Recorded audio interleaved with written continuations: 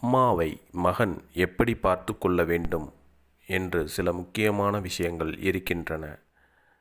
அம்மாவை எப்போதும் அன்பும் மரியாதையுடன் பேச வேண்டும். சிறிய விஷயங்களில் கூட அன்பை காட்ட வேண்டும். நல்ல வார்த்தை பேசுவது நன்று.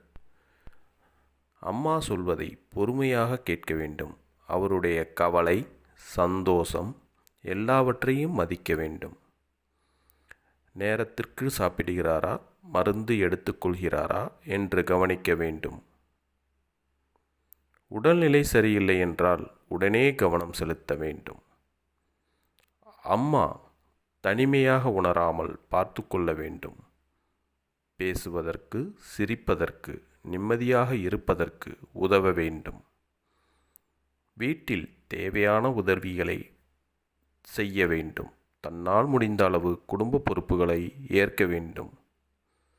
அம்மா என்ற உறவுக்கு நன்றி சொல்லத் தெரிய வேண்டும். அவர் செய்த தியாகங்களை மறக்கக்கூடாது.